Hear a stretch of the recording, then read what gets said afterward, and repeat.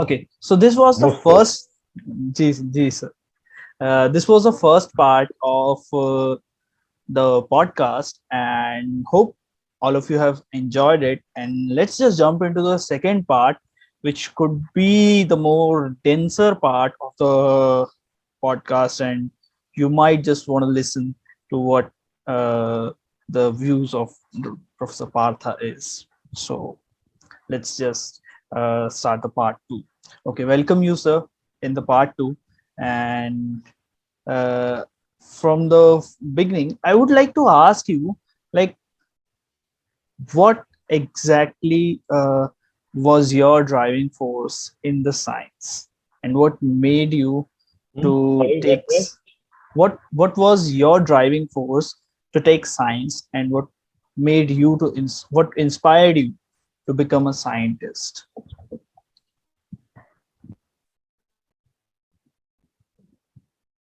well, it's a very difficult question to answer in a few words. A lot of things have happened in my life unplanned. They just happened.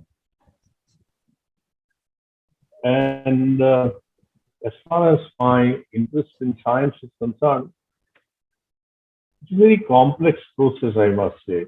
Uh, I was always fascinated by what I saw around me. There was a time I used to live in a house overlooking the Ganges, and I could see all the tides coming, going, and how the little boats behave. How there was the canal next to a house, it would flood it, and then suddenly all the water would go out. Absolutely fascinating. And then I was educated in St. Xavier School, which is run by Belgian Jesuits. At that time, Belgian Jesuits. They are no longer there. And they were immensely educated, inspiring teachers. And in our lower classes, we were taught Bible history. And then there was the Old Testament and the New Testament. I was absolutely fascinated. But all this happened more than 2000 years ago. There was no record. All that is there is some belief systems. And I thought I must learn science and discover some ways of actually verifying whether these things happen or not. So that was certain motivation, definitely. Ji, Then my study of philosophy and science together showed me there were so many gaps that needed to be understood. As my own teacher, S.N. Bose, told me, the last thing that I heard him say to me, after which he expired, was that try to understand everything in your own way and try to say something new. This has been in me for a long time. In that way, I have been very ambitious. And then I had the great fortune. My father bought me two books, or he had two books in his library. One was by James Jeans. It was called The Mysterious Universe. And the other book by Sir Arthur Eddington was New Pathways in Science. I read those books and lapped them up. They're absolutely marvelous books. That inspired me a lot. So I decided to study physics because my father used to say physics is the king of all subjects. My father wanted to do physics. He did applied physics, but later on because various family pressures, he had to go to jute technology. But he wanted his elder son to do physics. So that's how I started doing physics, and I had the great opportunity of studying in St. Xavier's College. We had great teachers, Father Doston, Father Bonham, and then again, in an unplanned way, I landed up in Presidency College, where also we had fantastic teachers. More importantly, my new friends there were all brilliant. And many of them have done very well. Most of them have settled abroad. So that was a great inspiration.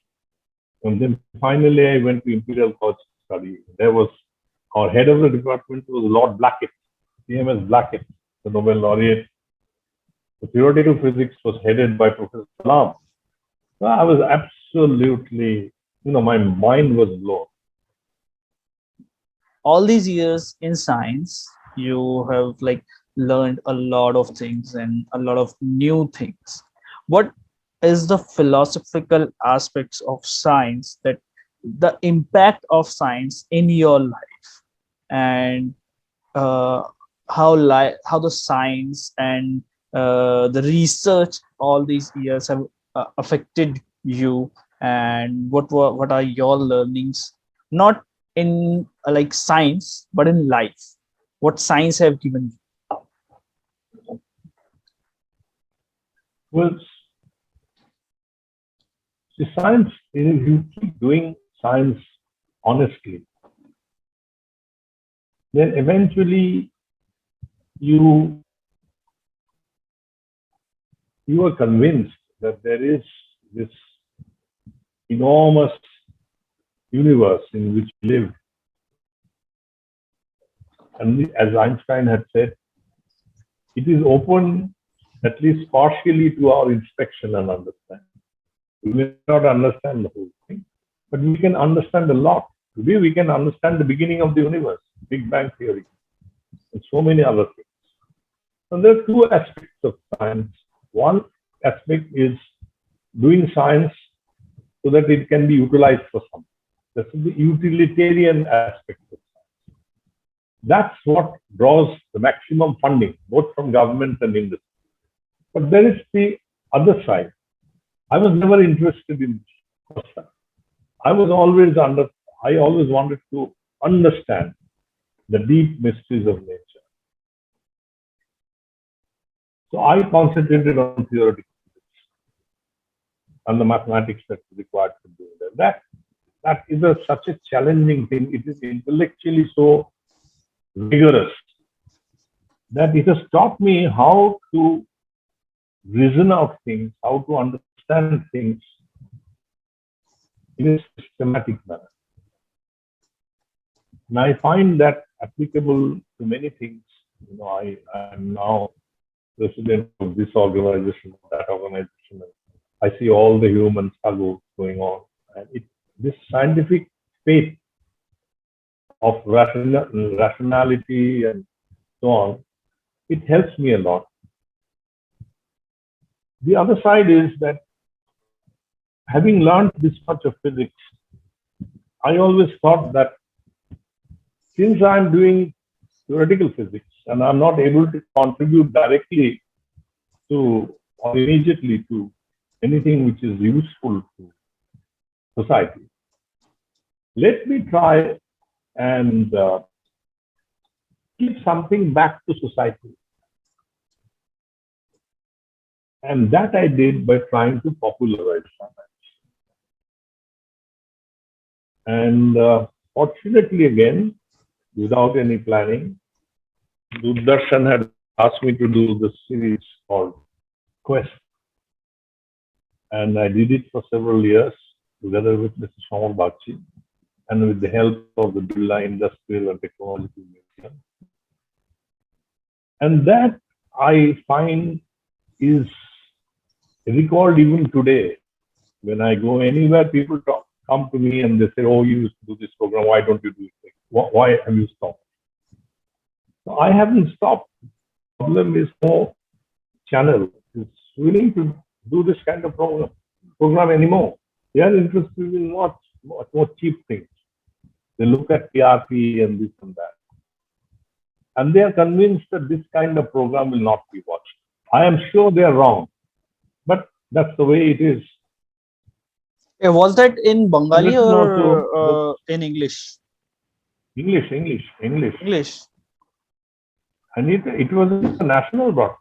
It was done from Kolkata. It was a nationally broadcast. Okay. I won't say anything. I won't After say. that, I wrote a book with Dipankar Home called Riddles in Your Teacup. I believe it's taught in many schools in Bombay. It's outside the syllabus. It talks about what happens in the sports field or in the kitchen or and so on and so forth. Why is the night sky dark? Ji, ji. The fundamental, Everyday fundamentally, puzzles. the everyday Everyday questions, puzzles. the everyday questions that we ask. Yeah. The why is it happening? Why is it I've done this? other programs also for Q or Cafe. Then there was another program done by Star TV, Eureka. I've tried my best to uh, popularize science because at least then I'm contributing something to society from which I've got everything. Ji, ji. Okay, so when we are talking about the science communication, let me ask you a question that uh, today, like when we are recording this interview, a government have for like few months back or a few time back, uh, government has like made it compulsory for all the labs to do outreach and science communication on their own, and just that science communication is a part of like their work now. But do we see the impact of that on the real science communication in what are your thoughts on the science communication that is actually happening in India and at the scale that it is happening?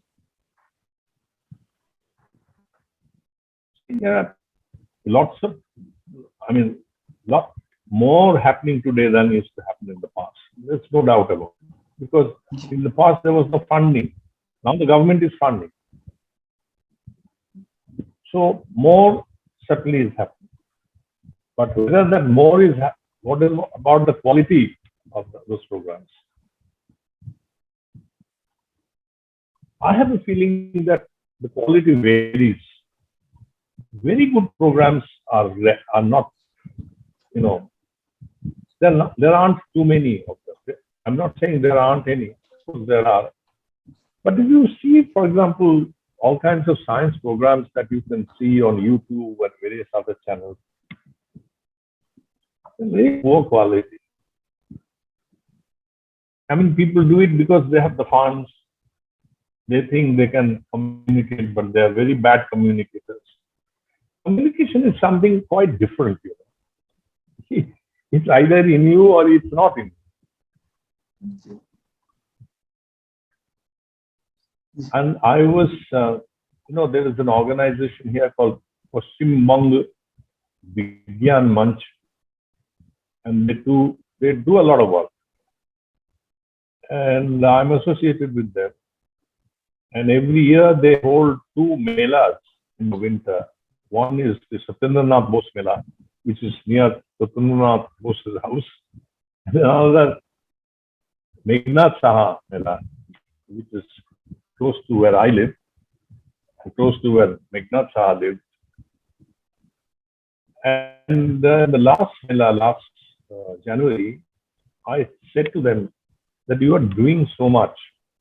So many other organizations are doing so much. Has anybody ever studied what is the impact of this?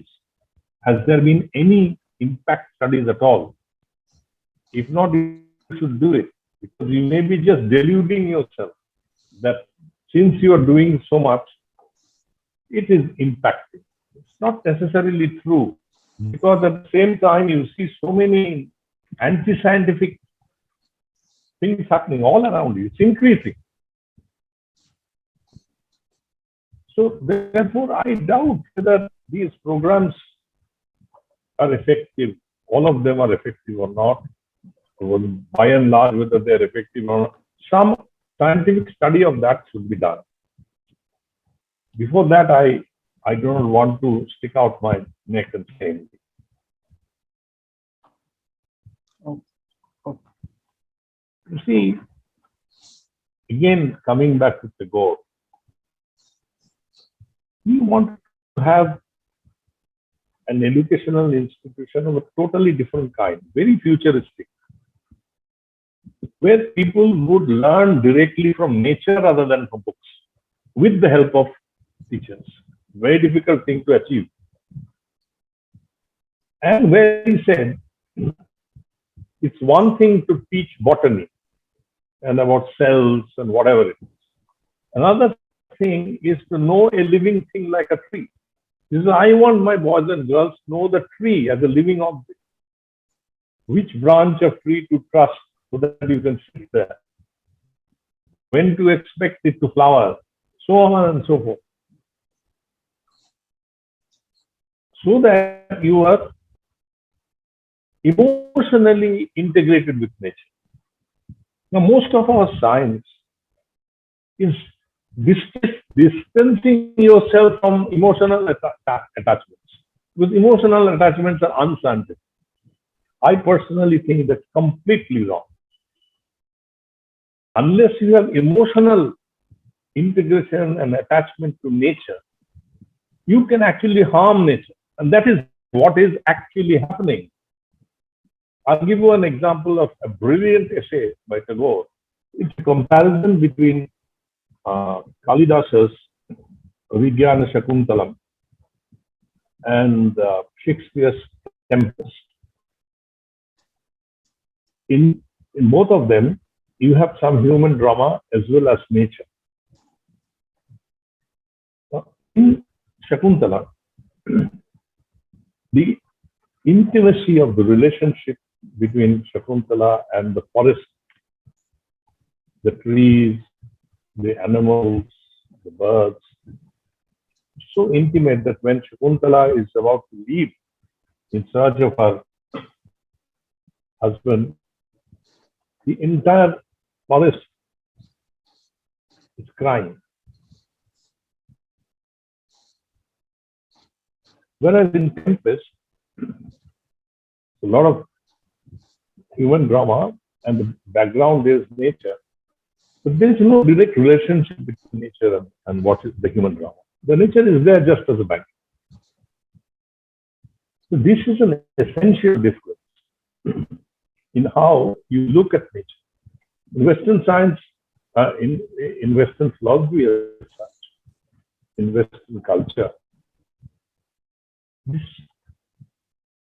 intimate connection with nature is somehow, at least nowadays, lacking. It might have been there in the past.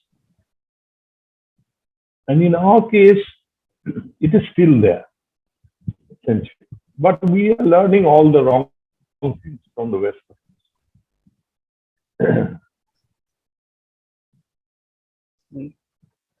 So science communication, something This what is why I think that you were saying something. life is much more full than just doing science or doing anything in particular. You have to look at it, the whole matrix, Ji. the totality. Otherwise, you will miss out so many things. Ji. And you will have the illusion that you have understood. Yes, sir. Yes, sir. Okay. Okay. So, what are your thoughts about the multiverse theory? What are your thoughts about the multiverse theory? Multiverse theory. Multiverse.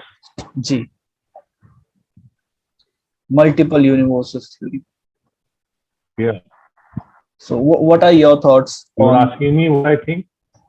Yes. I don't find it to be scientific at all. It's just speculative philosophy. Mm-hmm. Okay. No, the world would have been so nice and so easily understandable understandable if we had 10 dimensions. If it was not what it is, then I would have understood it. Now, what is the meaning of this?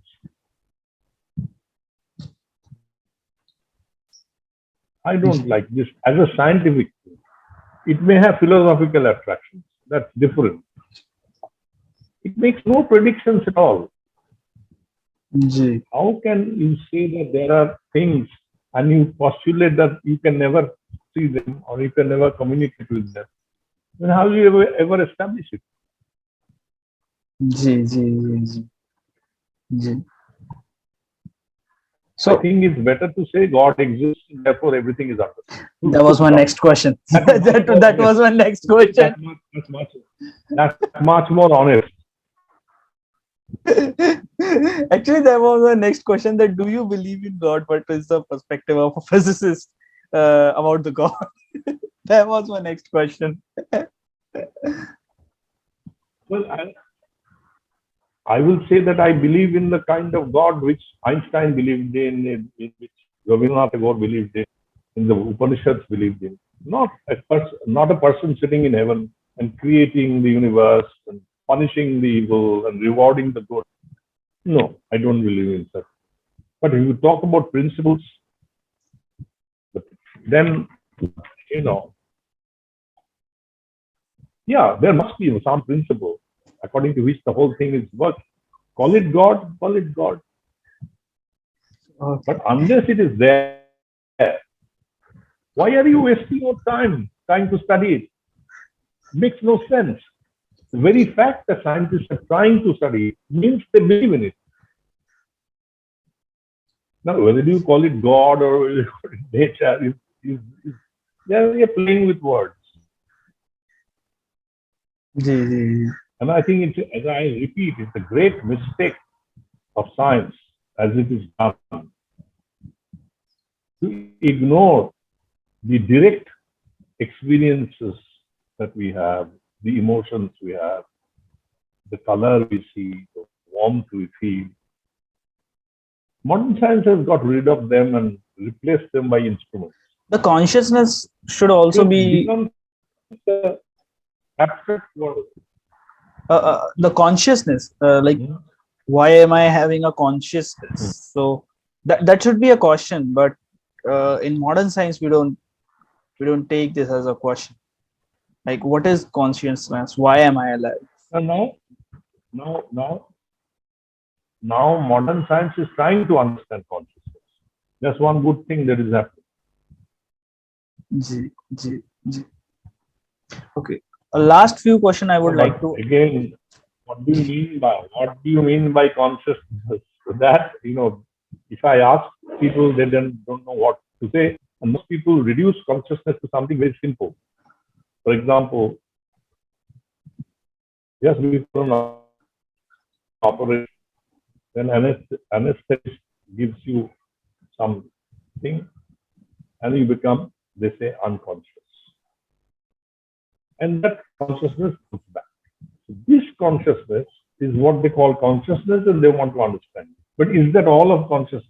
If you study philosophy, if you study Indian philosophy, Advaita Vedanta, and so on, then you will see that this is not the whole of consciousness. Consciousness is something much more deep and so on. There are 4 states which are talked about in the Mandukya Upanishad. The Jagarita Sthan, that's the waking state, the dreaming state, Sapna Sthan. Then there is the Sushupti Sthan, the deep sleep. There is another 4th one, which is called the Turiya, which covers all of them, which can only be directly experienced, but uh, which cannot be demonstrated because it's neither here nor there. It's something which forms the basis of everything.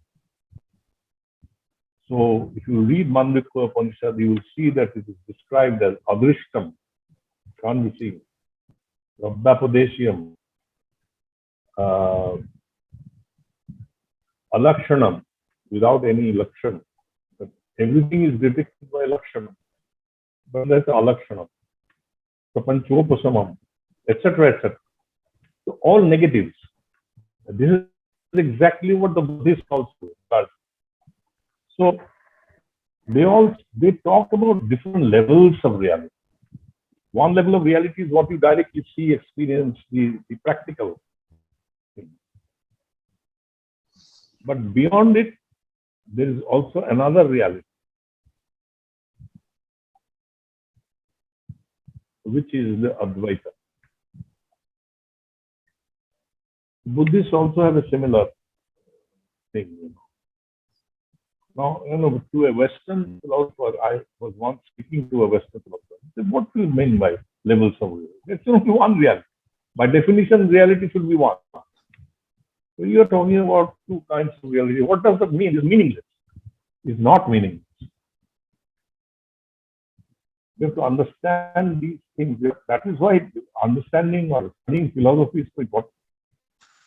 Sir, last question of this part, and then I will talk about a few questions about your teacher, and we will wind this session up.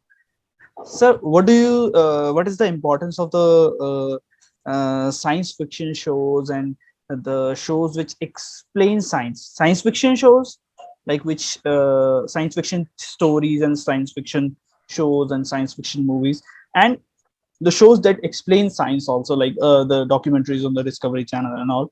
So what are the importance that you think about that? Are these important for to put a scientific temper in someone? They're extremely important, I must say. They're extremely important for communicating the thrill of science to common people. Unfortunately, not much is happening in our country. I'm trying to do something, but okay. Once I get my finances sort, I'll just try to make some of the documentaries for people. Okay, so part two is ends here, and I'll jump into the part three, where I would like to ask a few personal questions and some questions about your teacher, uh, Sir SN Bose. So, sir, please tell us something about your work and your experience with Sir SN Bose, and how did you came to work with him? Let me start with the last question. Again, this is something that happened to me totally unplanned. I had never had any wish to work with him because to me it was unachievable. How can I ever work with a great man like that? And it was not part of any thinking process that I had. It just happened one day. I have some relatives. One of them is no more, but he was one of the greatest poets of Bengal, Vishnu Dev. He was my father's uncle, so and he lived very close by. He was very friendly with SN Bose,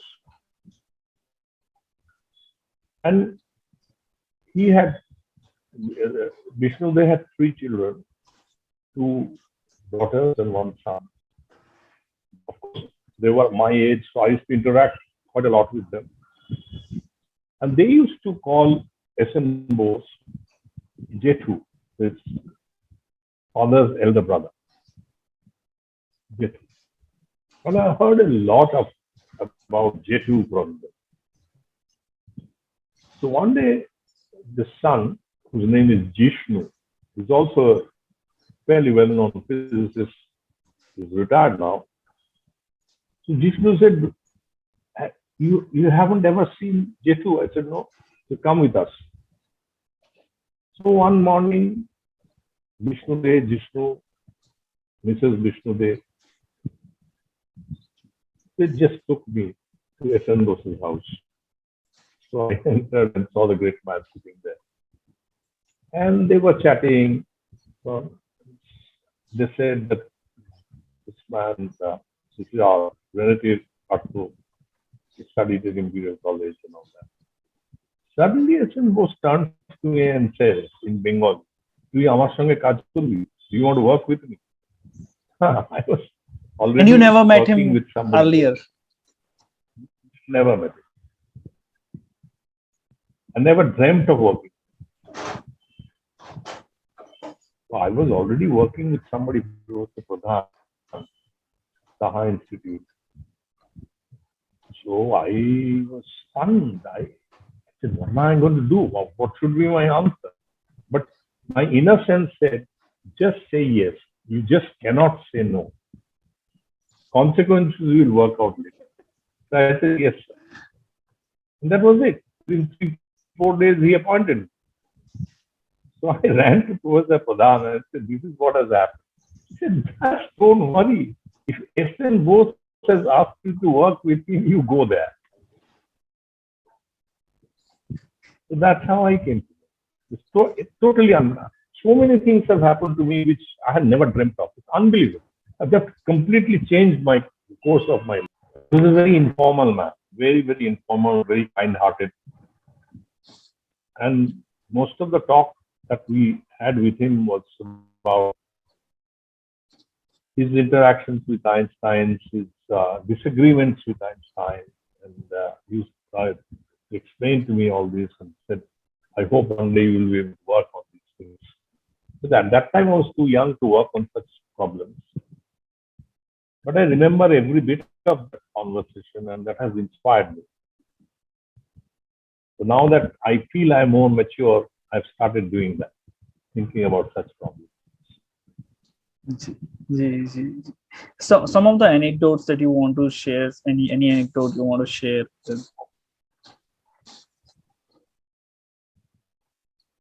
Well, they were, whatever they studied so deeply and so well. It's unbelievable. And so many things they studied. He was a polymath. He knew almost every subject, including linguistics, mathematics, history, physics, chemistry, everything, and languages. In those days, most of the work was being done in Europe, and they were being published in French and German. Like all Einstein's papers were published in German. So Meghnad Saha and SN Bose, they both learned French and German. And they learned them very well.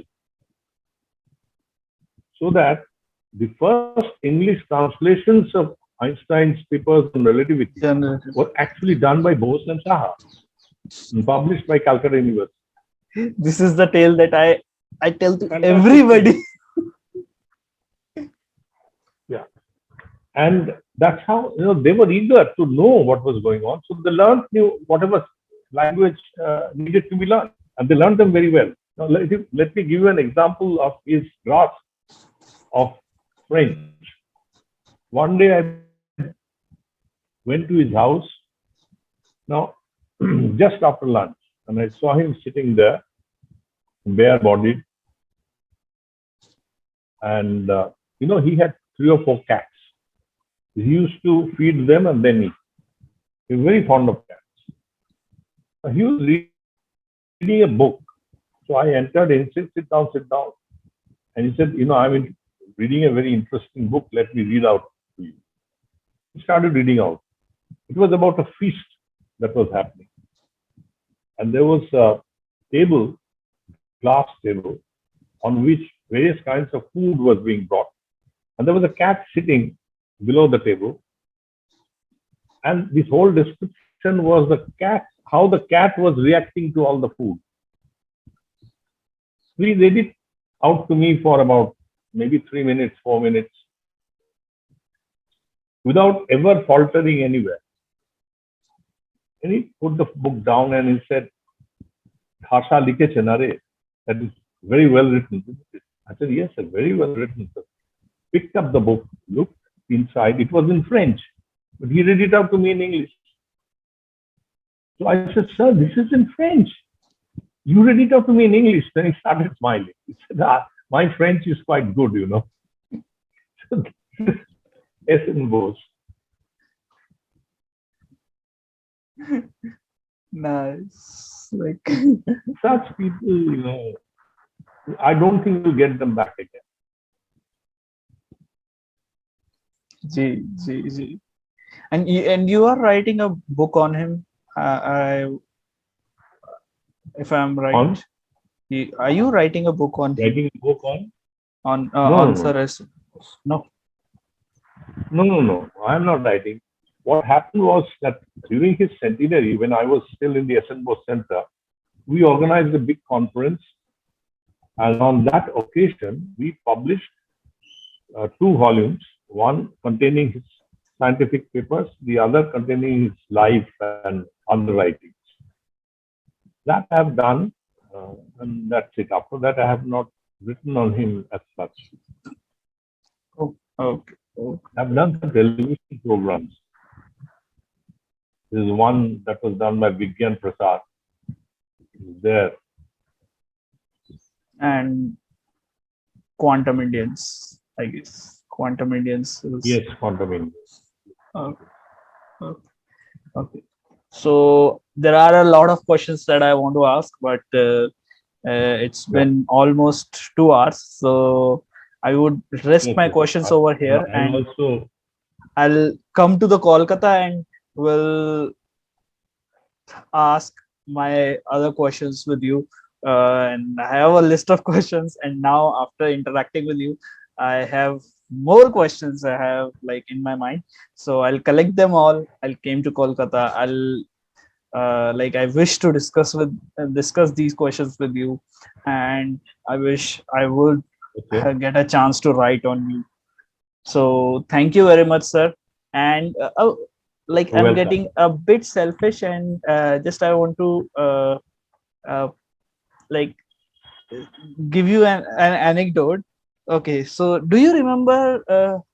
I have mentioned in the introduction that do you remember that in Noida, JIIT, JP University of Technology, there was a conference in 2018 that it was on the life and the work of Sir Meghnad Saha and Sir SN Bose. So there was a boy who stood up and said there should be a movie on all of these great people. Do you remember that boy? That boy is you? Yes. Okay, good. So make it one day.